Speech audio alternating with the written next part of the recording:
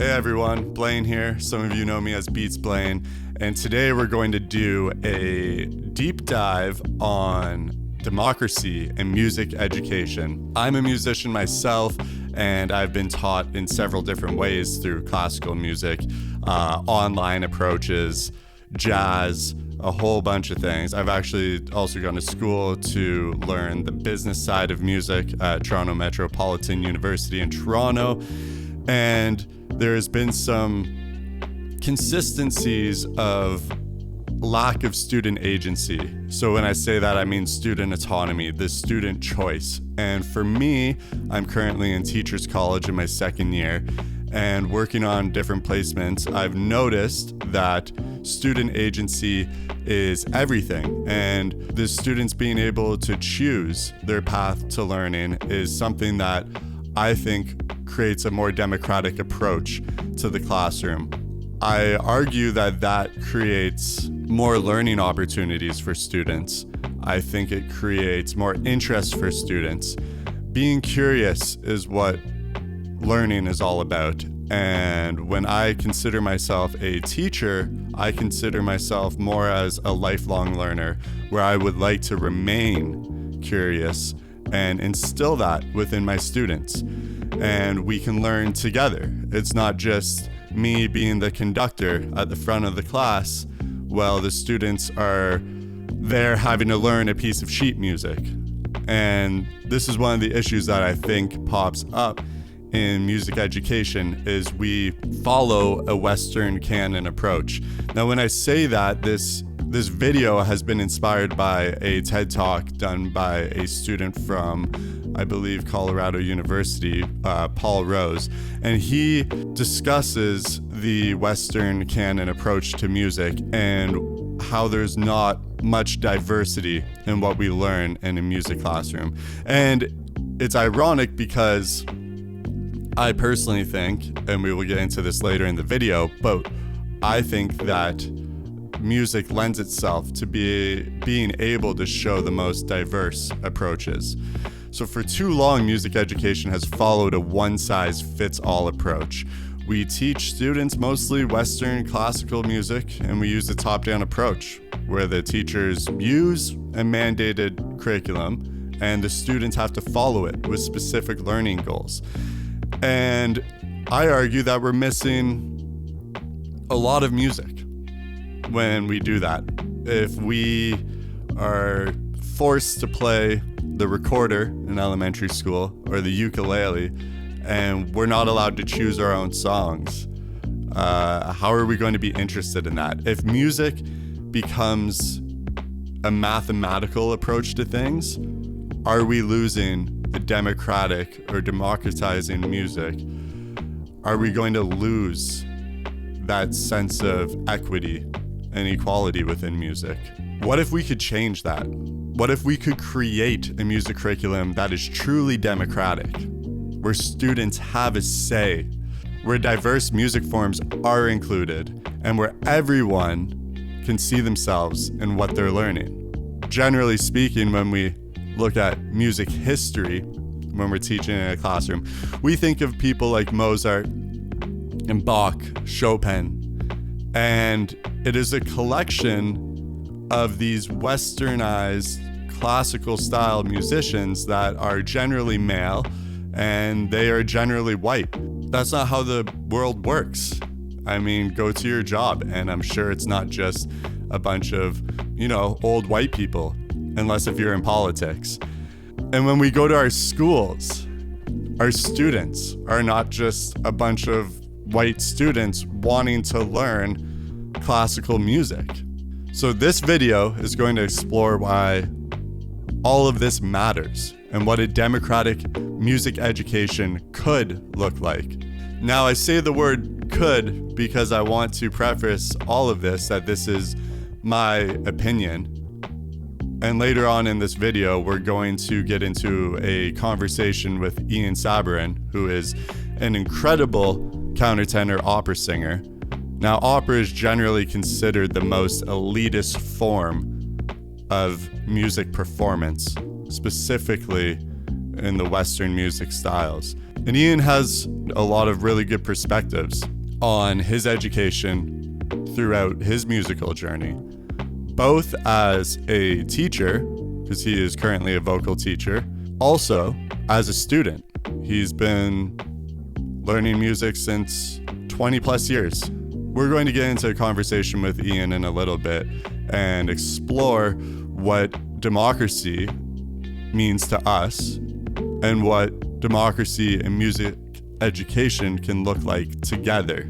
I want to talk a little bit about the history of my journey and how I got into music.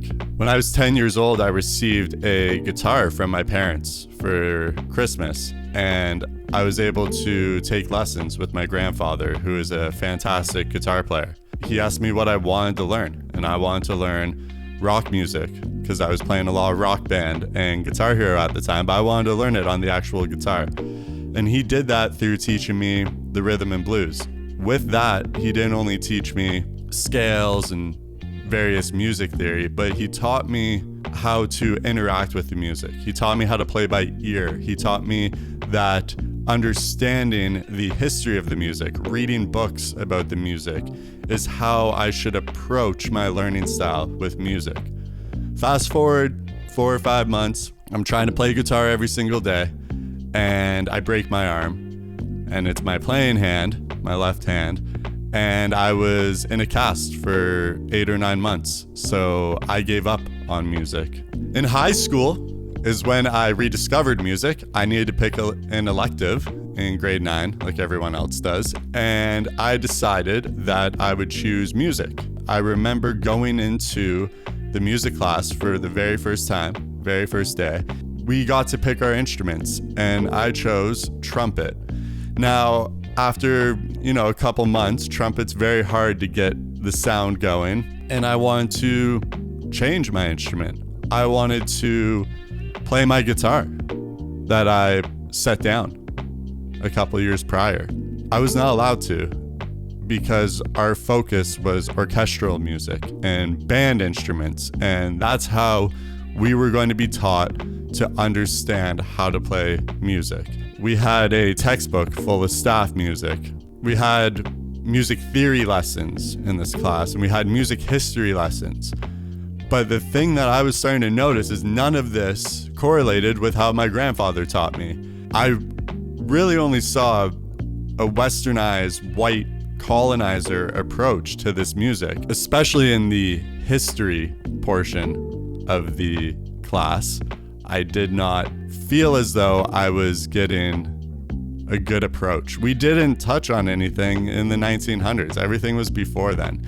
Music has evolved and changed so much, but has music education. I understand that music education needs to provide a foundation for students, and there is a worked approach that has gotten specific students to a high level. But if the goal is to be a virtuoso at music, then sure, we can take all of those approaches. But music has the ability to transform somebody's approach to learning. And in order to do that, you have to foster curiosity. And showing a bunch of sheet music and going through the history and saying, this is the theory, this is how it should work, this is how it has to work, this is a borrowed note, that's a bad note, you're not allowed to play that note unless if you're borrowing it from this key. This is too mathematical. Music should be freeing. Music is a form of storytelling. Music is a language that we can all share. Music is a way to communicate. It's a way to learn. It's a way to listen. And it's a way to speak. Let's bring this back to music education and take a look at the Ontario music curriculum, which has been in place with only minor changes over the years. I think the latest update was 2009. And it's a curriculum that's heavily focused on Western music traditions.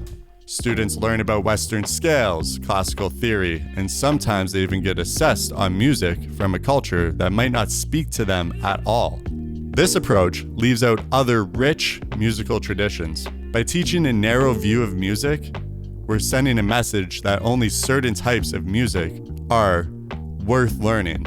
Like I said before, music is a language. There's different languages within music. and we can speak with one another using those languages, and we can collaborate with one another to create something incredible. I just want to talk quickly before we get into the interview with Ian about what democracy means to me and my definition of democracy. I think democracy is being a part of something. Maybe it's a greater good, if you consider that, but I think it's being a part of a group. And with that, to act democratic within that group is to act with intention, to have an opinion, to exercise that opinion, and to share that opinion, but not to be persuasive of that opinion. Do not force your opinion onto others, but have strong discourse about topics that you're passionate about. Moving with intent, in my opinion, is the same as moving democratic.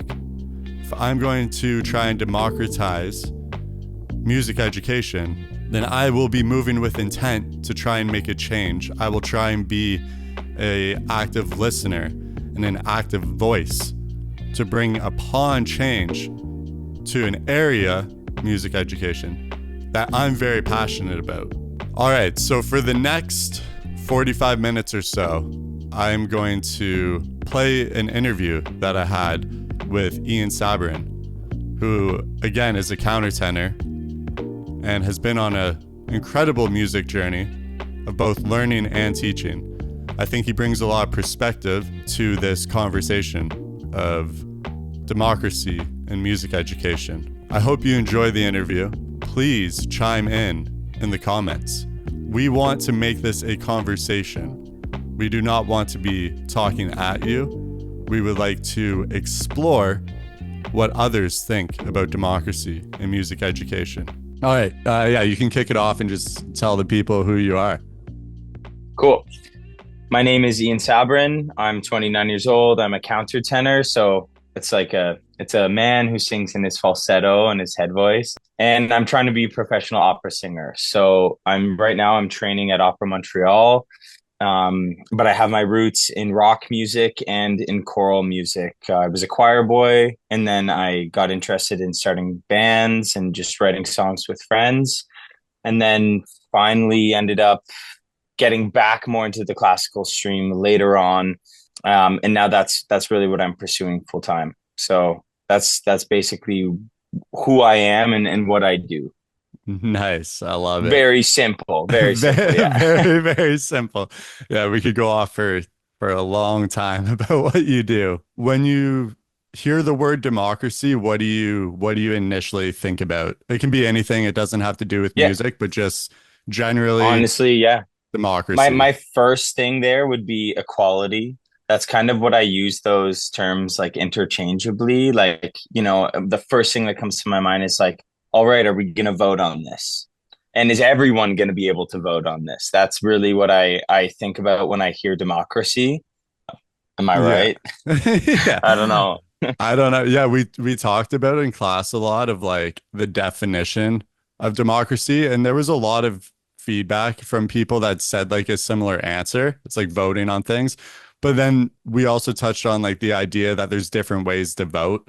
Like in Yeah. Canada, we have like first past the post, which is like you can have a minority government essentially. So Yeah. and then like with the electoral college in the States, it's like not every vote actually counts and has the same weight on it. Mm-hmm. Mm-hmm. So And that's age when limits.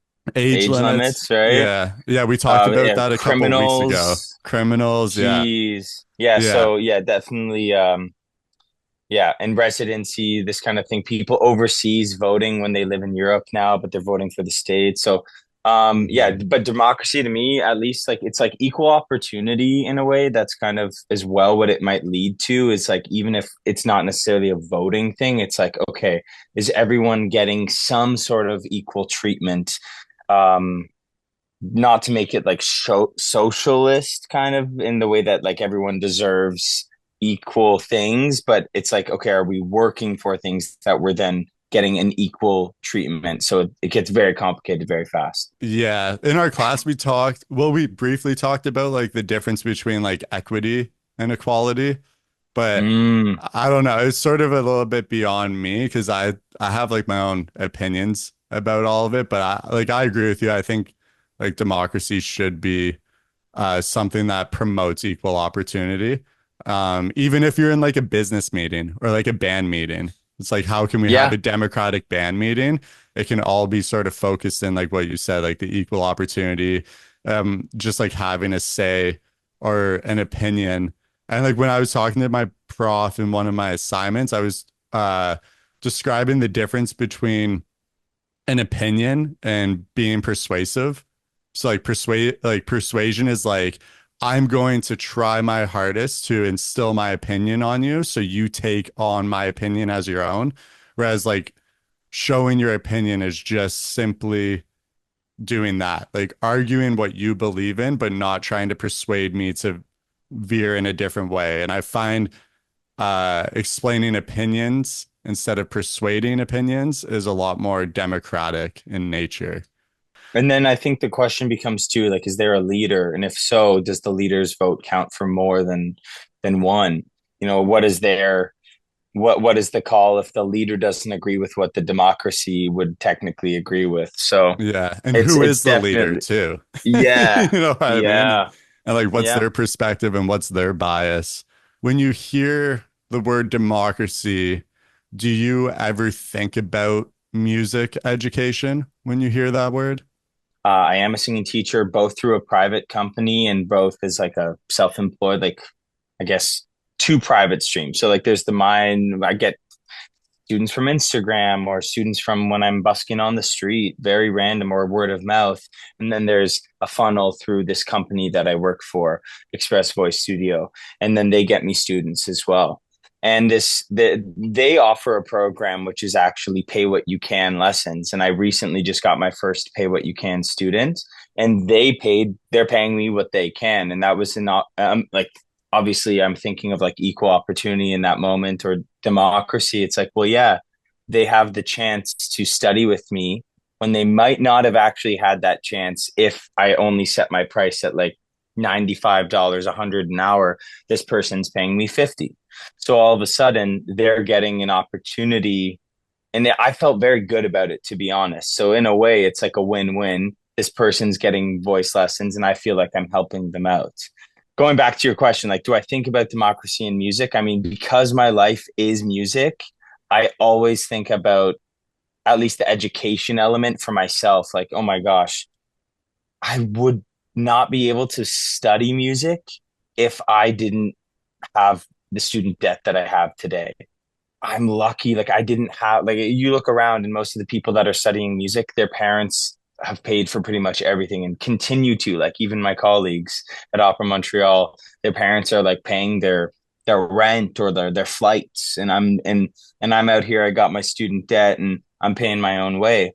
So do I am I at a disadvantage or am I at an advantage? And I think that's something we've talked about before is really like, did I learn how to grind and hustle more because I wasn't handed these things? Or were these people afforded more success faster and better opportunity, better training because their parents helped them? What's the right what's the best way to do it? So we're in Yeah. that level. We lived together for such a long time. Like I know how hard you have worked and like continue to work to get the opportunities that you have. But do you ever think like when you're in a suit on a stage in front of however many people and like whoever's in the audience, like do you ever think that like the people in the audience are looking at you being like, oh, this guy probably had everything handed to him. He's a white, like good looking male. He has a lot of talent. Like he probably didn't have to work that hard to get here. Like do you ever Yeah, experience 100%. that? I mean, yeah, it's just part of this classical, especially this classical music industry that I'm in. The less elitist you go with the music, so the further away you go from the classics, right? Mozart, Bach, all these the staples in that world, the further you get into this idea of like maybe we are self-made. But as soon as you're associated with like being in a suit, this is why like I don't even like wearing suits, but like you're supposed to wear a suit for these things. And then yes, there's that conversation, oh, you're so lucky, you just have such a natural gift. And I could show them recordings of when I was 12. Like I could barely sing in tune. And I had voice surgery 5 years ago. So like, where is the line of what was given to me naturally? And and they don't know how much student debt I have, but based off of my suit, that was actually donated to me. You know what I mean? Like I got Yeah. is it as a gift, my most recent suit. These people probably think I just balled out at Harry and Rosen on my own. Like, no, this like a donor bought this suit for me and shoes. Like I probably would have got something, but not as flashy. So it's a weird feeling to think that the audience observing you when you're this like classical in this elite field, but I'm not that kind of person at all. I would do this for free if I could. If I was a millionaire, I wouldn't really charge people for singing lessons. I would Hmm. just give singing lessons to share this free like this art with people. And that's where I think like it's really cool to think about musical education and democracy in a way that like it should be free. All education should be free. So I myself want education for people to be free, but I also have to pay my own bills as a self-employed artist. So it always comes back to ticket prices. What is the public thinking? What does the audience want? How do we get them in the seats? Well, we also have to think about like equal opportunity for them. You do not want to have the public just being these like 80-year-old all white people, all like, white hair. You do not want to look out and see that. So how do you change it? And that's a big question in the Hmm. music industry right now. When you do look out at your shows right now, who's in the audience? Is it all 80-year-old white people with gray hair It's and white hair? starting to change a little bit, but for the most part, it is the 80-year-olds with gray hair and yeah, Why do you yeah. think it's It's starting to change a little bit? Well, there's a lot of programs in place. I think for one, at least for myself, I try to bring a bit of an edge to the sport of opera singing. Like I really try to bridge the gap between the streets and the theater. Like it's honestly been my mission. You know that since I started singing, as soon as I found out that I could basically work on the streets, as bad as that sounds, singing, I did it with my friend Michael. We were doing this from like 14 or maybe 12. Like we were so young, singing on the weekend in the Byward Market, busking, singing a cappella.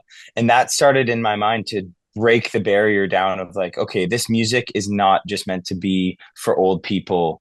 Everyone likes it. The most diverse group of people would come up to me and tell me that they appreciated what I was doing. So it taught me at a very young age that it doesn't matter this classical elite thing. Like it to me, it doesn't really mean anything, but I see the effects of it. And I think it's like the next generation every time. This is why the musical education is important. And I push all my friends to busk, get out on the street, give your art out there because it's technically for free until you hear a coin drop. It's you're singing for free. Yeah. So so it's really about that. And then I really do come back to, I don't know, I haven't told you this, but I've been offering free performance classes for my students or for just people. I posted a bit of it on Instagram to promote it. But this is because I noticed the number one hurdle for people is actually the performance element. You could take 100 voice lessons with me, but if you're not out there singing, you're just a technique machine instead of like a performer. So Hmm. I've been offering that for free because one, like I said, I would do this completely for free if I could.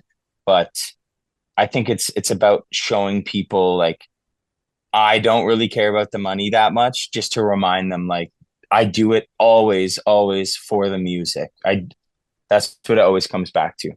Yeah, that makes sense. And then, I mean, we talked about quite a bit about you being a teacher and like a vocal teacher, but what was your journey like as a student? Because you went to university for this. I Yeah, mean, you're probably self-taught on a couple instruments, but you've also taken private lessons and yeah. all this type of stuff. Like, what was the What was democracy like in music education when you were a student?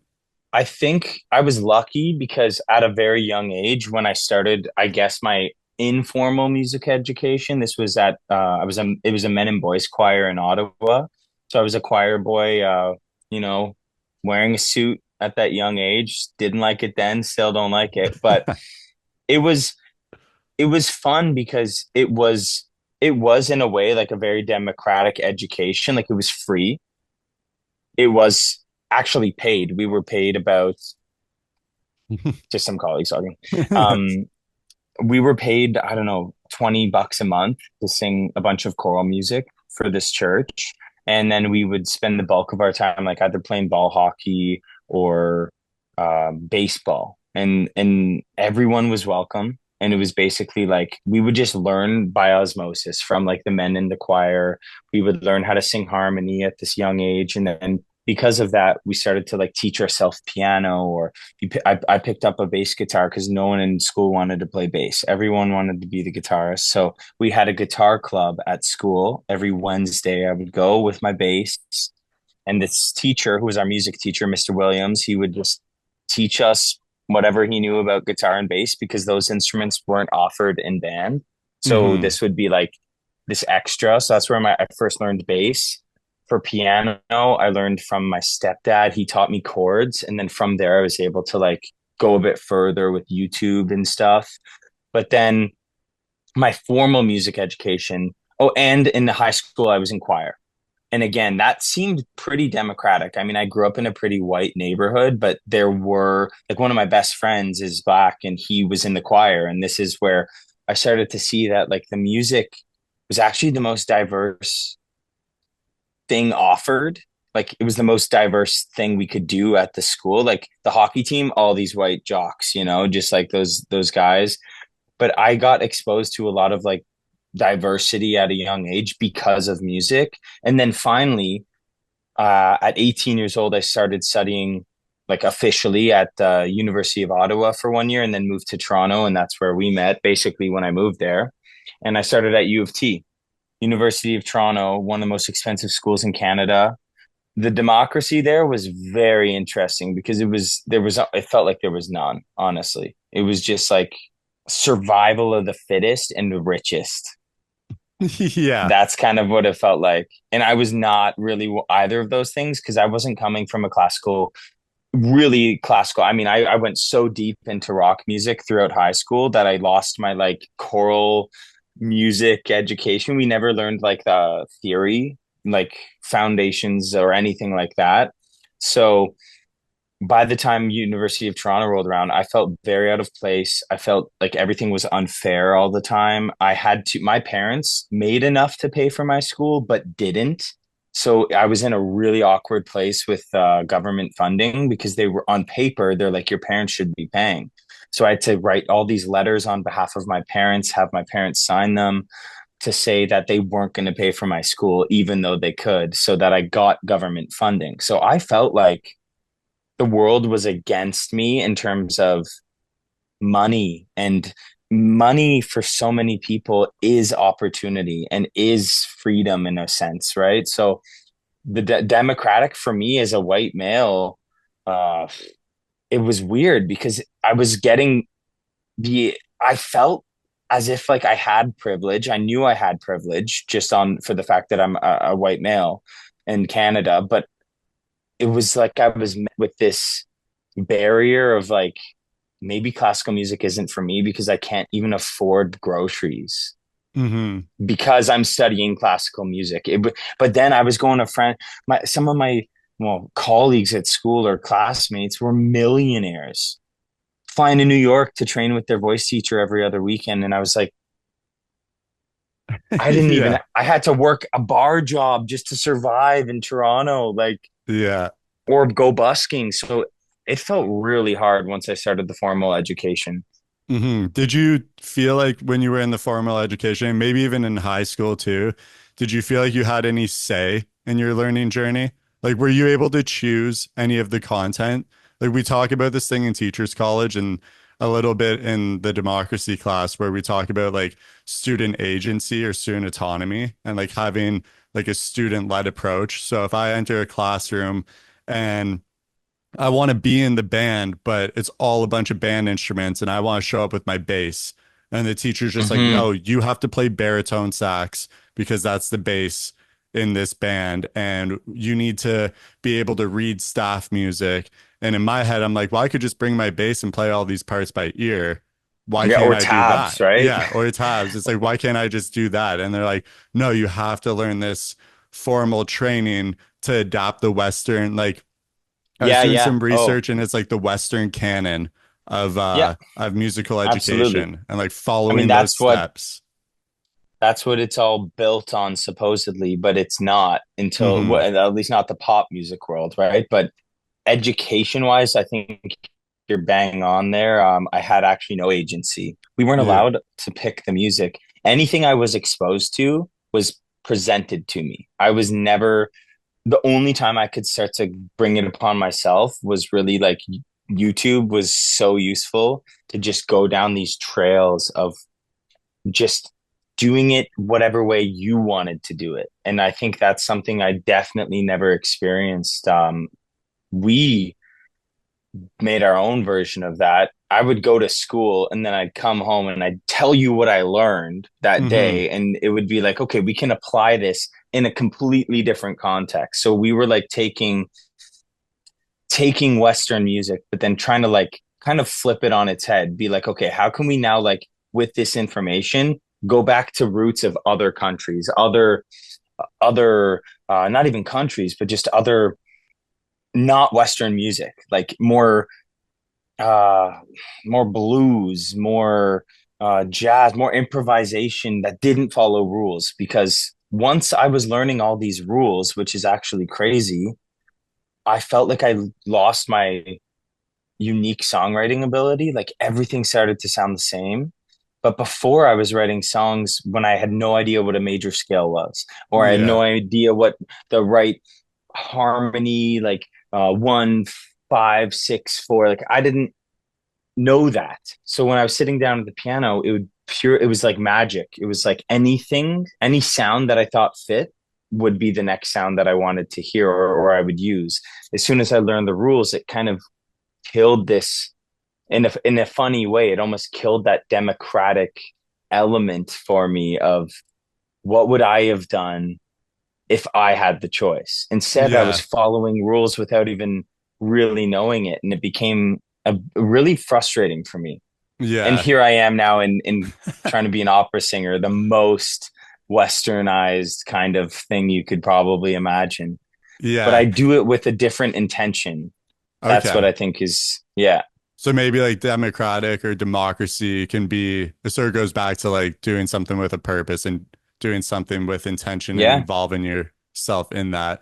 I'm curious to know when you were at UFT, you have a master's in music. And when I was going to Toronto Metropolitan University, I had an elective where I was able to choose world music. And I always like found that term weird.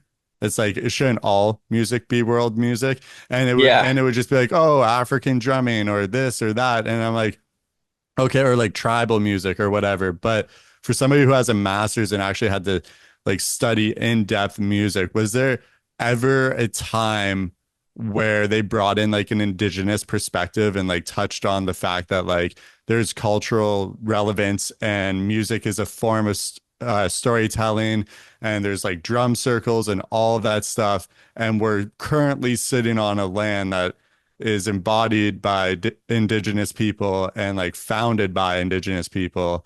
And was that ever mentioned in your time at UFC?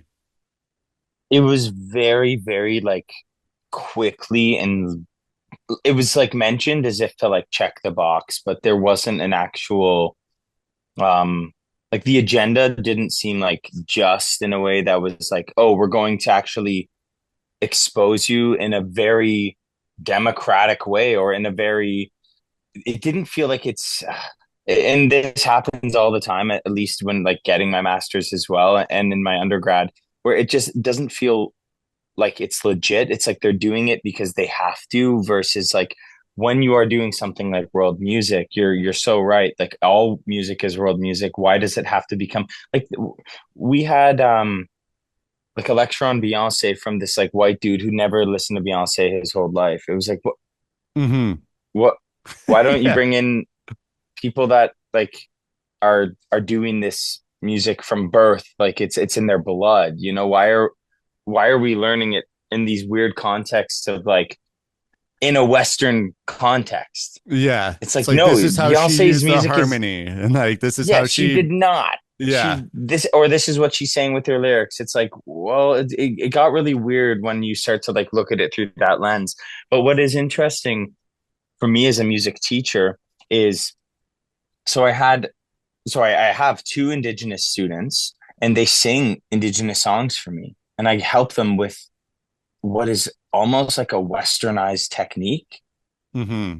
That's weird for me. That's very eye-opening for me because they come to me and I'm in this position. I'm learning more, it feels. Like these guys Yeah. can technically belt for hours. And I'm just Yeah. like, you need to teach me.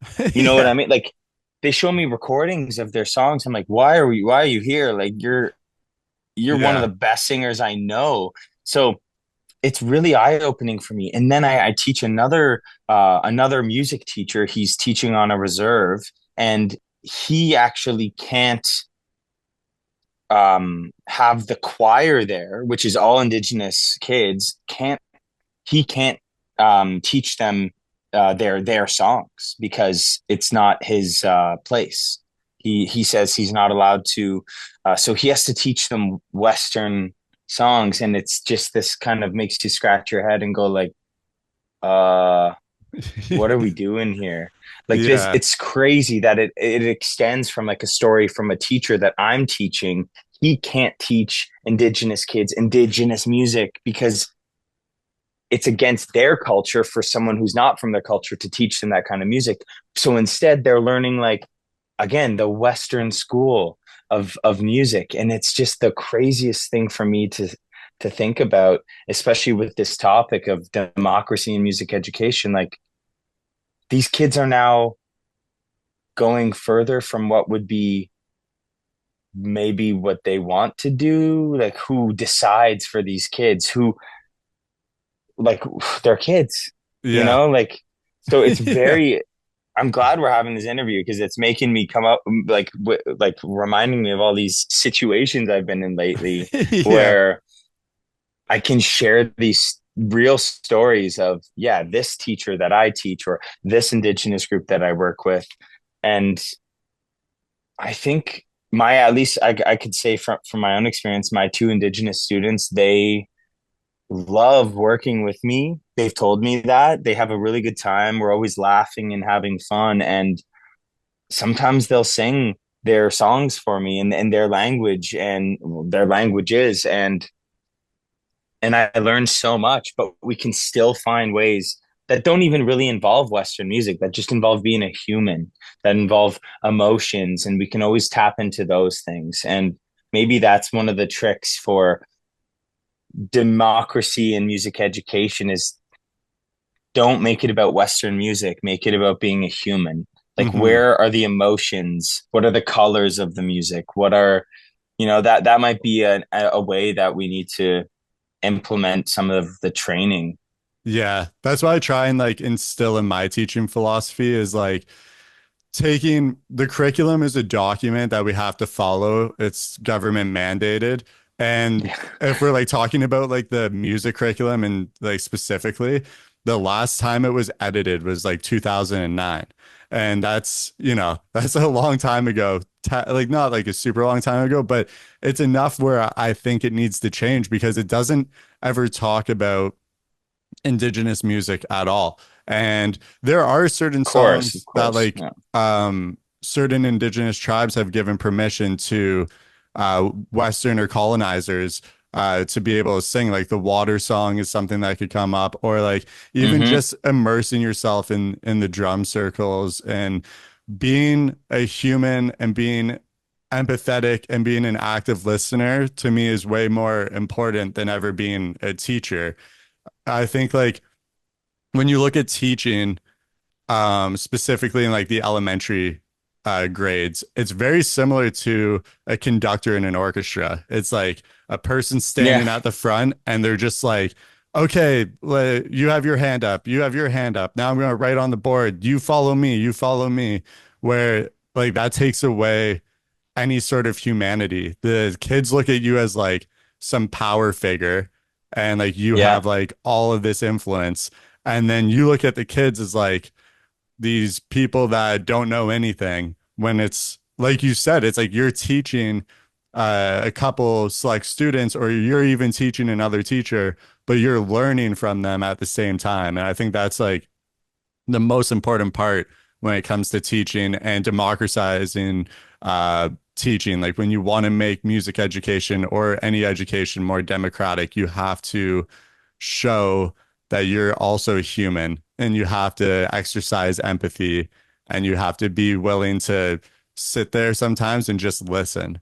We talked about, both of us coming home and like learning on YouTube or taking certain things that we learned in the classroom and then coming home and applying it with like some of the resources that we have.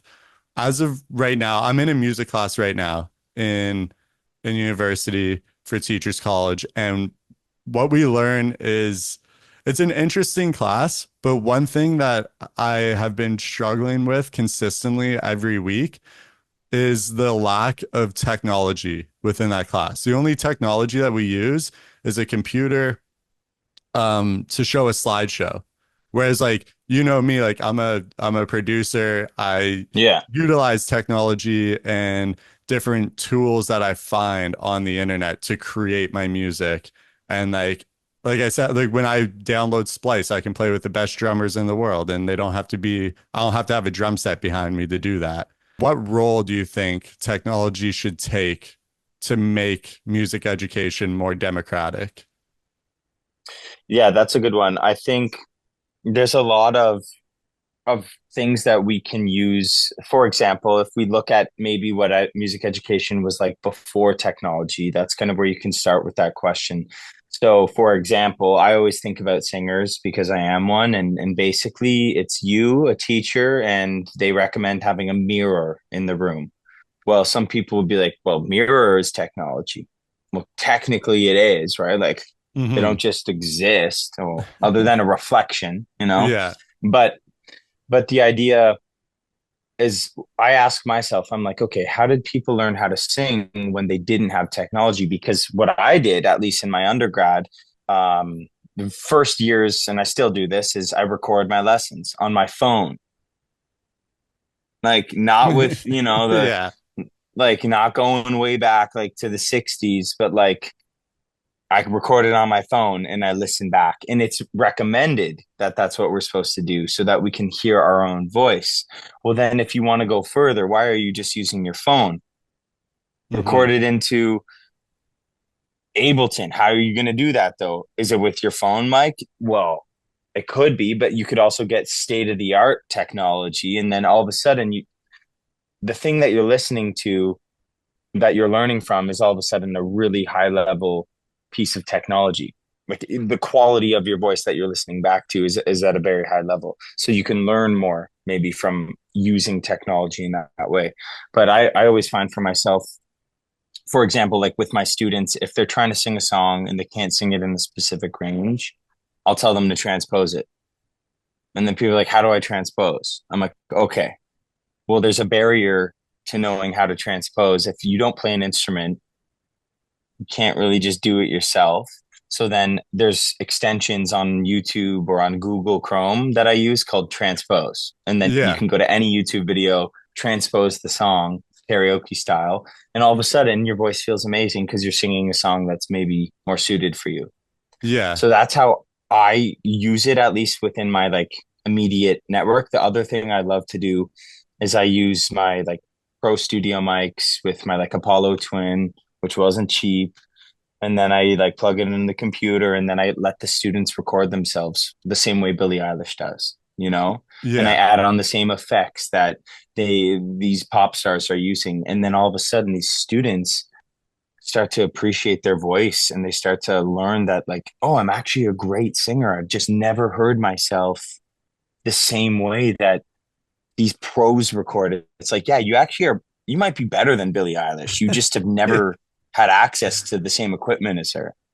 And we Yeah. know that like Billie Eilish and Phineas, like there's so many articles like that rip them apart from starting off with their parents, I think are like millionaires. Like, Yeah, yeah. Then like and they were in like the music industry or some sort of yeah, creative like Dua industry. Lipa's dad or Beyonce's dad, right? Like these people, they are now Yeah. like sensational, like world celebrities. So, Yeah. I mean, the Nepotism is going technology, to show up in every industry.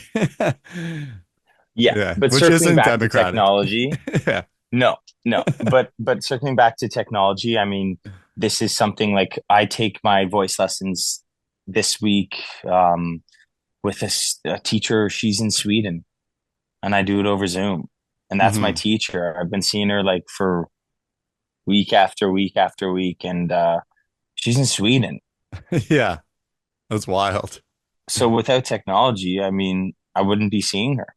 I still think the music education system is like gate kept by these people that don't want to change the structure of it because like the investment in instruments is insane. Like if you look at like a music program and if there's like a baritone sax in a high school, it's like that baritone sax is like $3,000. Well, Oh yeah, you could have just bought everybody a guitar. You could have bought everybody a license to Ableton and a small microphone with a Focusrite in the class. yeah. You know what I mean? And like, and have like a class splice like subscription where like they can actually like just look up baritone saxes and see Oh, what they for sound sure. like. You know what I mean? So I think like it's a huge roadblock right now in democratizing music education. And I Yeah. don't think anybody's doing anything to change it. Um, I think those ideas you have though are really smart, and it's really like old school ideas that are hard to change because there was so much money invested or time invested in those decisions at one point. And then yeah, now it's like, well, it is possible to become a world-class producer at home with maybe $300 worth of equipment, maybe not even. And you yeah, know, some of this stuff you can get for really, really like affordable prices. I mean, I'm not necessarily when I talk about this next thing, it's like the recording that I have to do all the time now because my job demands that I audition. That's kind of what the job is right now. It's like auditioning for other jobs. It's weird. Um, I was paying a guy $300 an hour to record me. So the average recording session would be like, you know, I wanted to get about 15 minutes of music. So you pair up with someone else, but $600 per recording session, 2 hours, you know. Well, I bought my own mics for $500 and now I'm good to go. I yeah, never have to pay that guy again. yeah. So I've That's like already wild. made my money back by just having like two sessions for myself.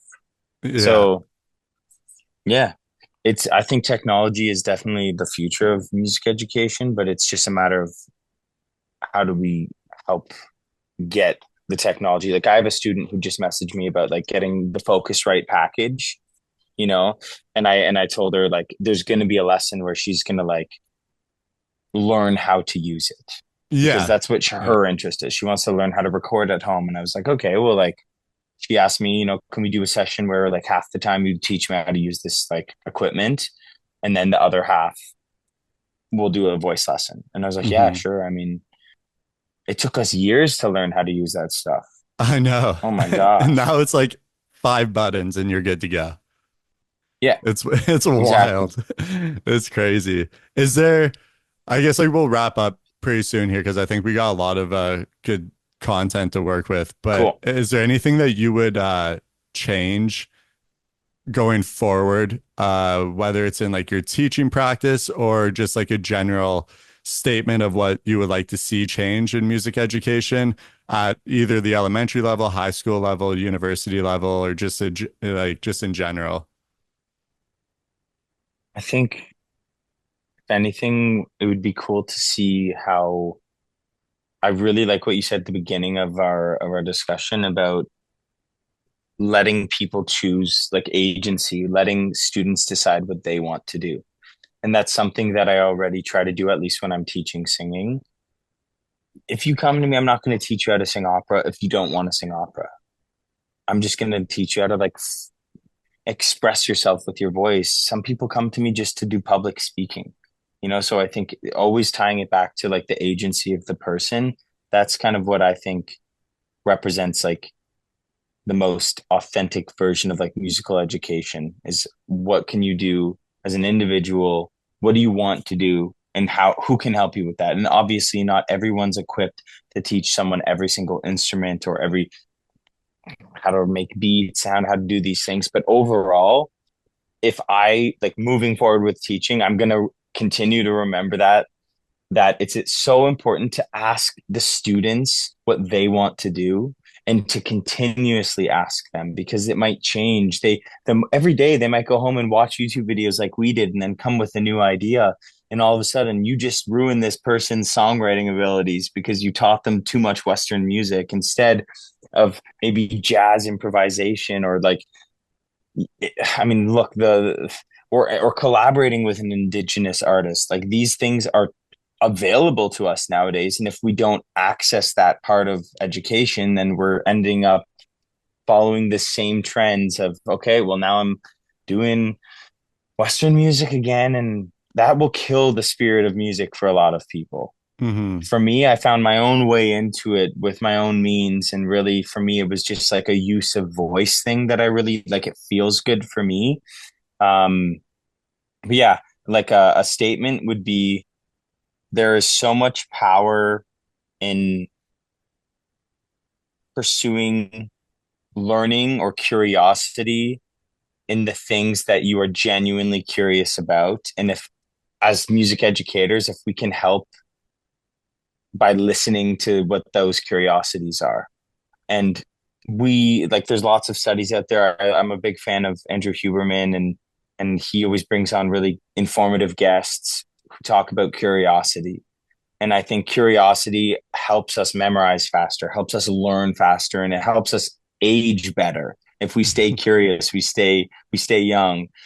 And I think that's yeah. So like listening to the curious students, listening to what they need and that's what we can try to change over time so that the audiences aren't even going to be hearing really Western music anymore. They're going to be hearing whatever is the most human music that can come from listening to these curious people. Because I mean, I've listened to your beats. That's definitely not really in the Western style, It's Yeah. in a good way, in a good way. Yeah. So No, I agree. I think yeah, too, if you listen, like I know you teach like generally one-on-one. I know you've done like some group lessons yeah, and all that type of stuff, but like being in like a grade 4 or grade 3 classroom, let's say, and if the teacher decides to listen to one curious student, that just shows all the other students that it's okay to be curious about their yeah, own stuff. Because I noticed it a lot when I was teaching on placement and a kid would or a student would raise their hand and be like, I want to know about this. And I would stop the lesson and be like, okay, well, let's explore this. And how can we incorporate music in this sort of way? Or they're like, oh, well, I want to try this instead of like, I built like a little drum machine and like a thing called Scratch. It's like a coding system. And one of the students was like, I'm just going to build my own because I can copy and paste this and change yeah. all the sounds and I can make it with my voice. So they ended up making like a beatbox drum machine. And Wow. I was like, yeah, yeah, no, keep on going with that. It didn't hit any of my rubric or any of my learning goals that I had set out for that student, but it exceeded them in my opinion. It's not Yeah. following everything that they want, but it also shows that the other 20 kids that are in this class, if they have an idea where they might not even be into music, they might be like, well, I can hear music when I play soccer because I'm thumping on the Wow. ground. And Yeah. it's like, so I want to just record me running around outside. And to me, that's music. Okay, Oh yeah, sure. I'll never forget basketball, man. Yeah. You Yeah. know, good times. But no, that's really, really inspiring stuff to hear because it's so true. Like once you allow people to express themselves through their curiosity, right? Like you open up those doors and all of a sudden this can create new genres of music and it brings people together because music can do that. It's not it is a language. So if Mm-hmm. we're just only speaking, look, I live in Montreal. If I'm only speaking English, it's not cool. You got to be speaking some French. So it's important to adapt our language based on people's needs. And with music, it's such a universal language, but in order to make it democratic, it has to come with now it's so funny. I'm just from this conversation, my definition of democracy would almost change now because I think especially within a musical education sense, what that reveals about democracy is actually that through music, through that lens of education and music and how we could change it, that democracy, I would say, is less about equality and it's actually more about self-expression. And it's about the ability to share our self-expression through music, through our curiosity and music. Obviously, that's in the music field of democracy, but Yeah. it's yeah, I think it's about self-expression and being heard. And like you were saying, is it persuasive? No, it's about your opinion. Your opinion is a self-expression. It's about really just, yeah, find like showing who you are. And that's what we do with our clothes or with music. You know, we get to do that. So yeah, Yeah. really insightful stuff. Sweet. Yeah, I think we'll end it there because if it goes any longer, this is going to be the longest YouTube video to edit and Oh yeah, post. man. Yeah. But You could yeah, just thanks use for doing AI. this. Yeah, that's true. Yeah. I don't know if my teachers will like that, but yeah, thanks for doing this, man. I appreciate it. Yeah, of course, man. It's good to chat about this. I mean, we chatted about this anyways. Yeah, yeah, You know, exactly. every night, every Every night. night. Come Yeah. home, yo, I learned this. Actually, have you thought about this? Yeah. That's the No, way I that haven't, but let's that's how talk knowledge about should it. be shared, you know? Hmm.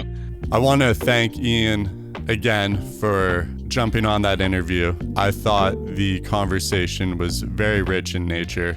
This video is for an assignment in my democracy and education class at Lakehead University. We have parameters that are set for this assignment, and we had to submit a work scope and we had to explore the length of our assignment. And originally, I decided, 30 to 35 minutes would probably be an appropriate length for this assignment. And I knew I really wanted to interview Ian. And when Ian and I started talking, we have lived together for a number of years and have had these conversations, but we've never sat down to record these conversations. And it was a really unique experience for me. And for that reason, I did not want to cut a lot of that interview out to service the time scope of the video.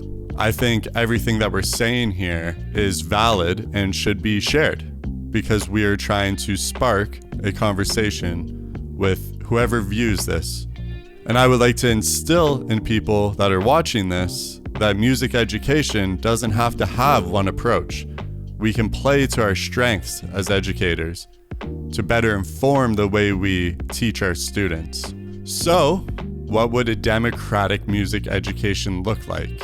Imagine a classroom where students don't just follow a syllabus, but they have a say in creating it. In a democratic music classroom, students could choose the genres and instruments they connect with, whether that's rock, hip hop, jazz, or even classical. This isn't just about giving them a choice. It's about giving them a voice in their own learning. Again, student autonomy and student agency is of utmost importance when you're in the classroom. If the students are not curious, what are we doing there? Think about how much more engaged students would be if they could bring in music from their own culture and create compositions and genres that resonate with them. This approach respects the musical diversity of our communities and gives students ownership over their own learning. Another crucial element of democratizing music education is integrating Indigenous music traditions. By incorporating Indigenous music perspectives, we're not only enriching the curriculum, but also fostering respect and understanding. Imagine lessons on Indigenous drumming practices, storytelling through songs, or learning directly from local Indigenous musicians. Music education should be a way to build cultural awareness and respect, not just for Western music, but for all traditions. Like Ian and I said in the interview, all music is world music. How are we going to do this? How are we going to democratize music education? I believe that technology has a significant role to play. Music making doesn't just happen in studios or on traditional instruments. We're in the era of the digital audio workstations, the apps, the online platforms, where anyone can be a creator. But the current curriculum doesn't fully embrace these tools. By incorporating technology, we're equipping students with the skills that align with today's music landscape. If I was in high school and my music teacher told me that in 6 years from now, you're going to be making music and writing 30 songs a month full time for an app that empowers people to just hop on the app and start singing a song. And if they can't come up with lyrics, there's an AI that will do the lyrics for them. If they can't write the beat, there's my beat. It's sitting in there. And it created a community of all of these different voices. And now everybody is an artist. The barrier to entry has lowered, but we're not explaining that in the classroom. We're explaining that if you can't get a sound out of a trumpet, or if you didn't wet your reed enough before you start playing sax, then you might not pass the course. There's several musicians out there that are not classically trained. They know no music theory, but they're making hits that we all listen to on the radio. I argue that the current curriculum doesn't fully embrace these tools. And I wonder, are they scared of it? Do they not have the know-how?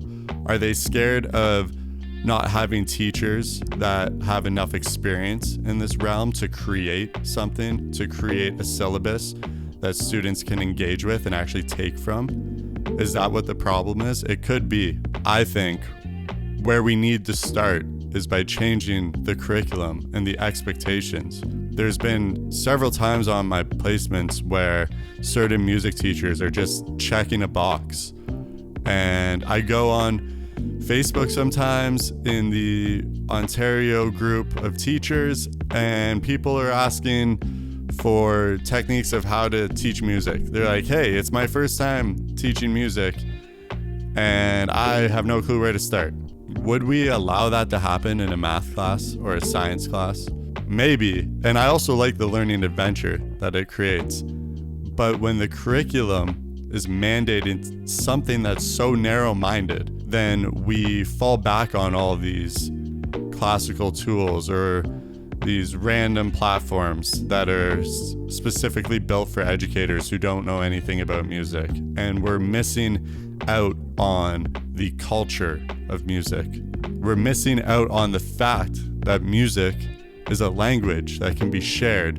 We're missing out on the storytelling aspects of music.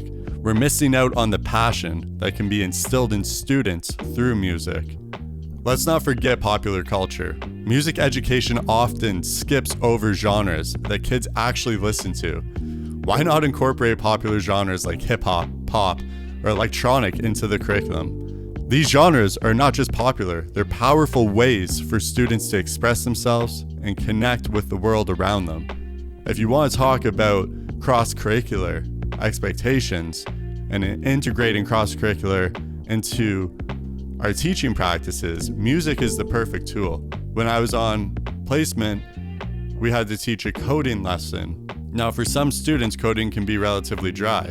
It feels a lot like math.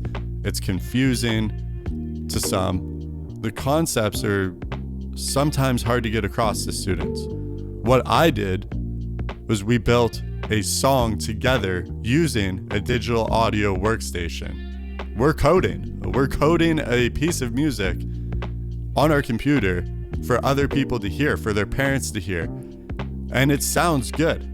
Now, I know not all teachers have access to digital audio workstations or the know-how to create it. And we discussed that, Ian and I.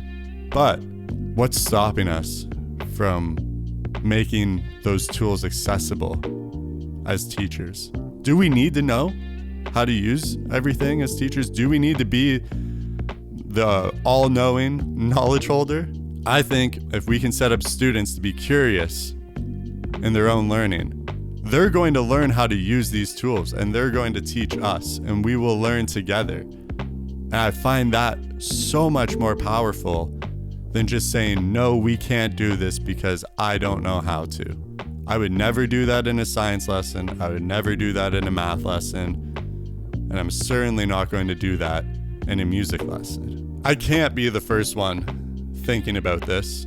I've referenced Paul Rose from his TED Talk earlier in the Western musical canon and how to make music more diverse in the classroom. And if we're talking about it, and there's other people talking about it on YouTube and in different articles that I found in my research phase for this project, why hasn't the shift happened yet? And a big reason, I think, is the resistance to change. Music education has a long history of teaching what's tried and true.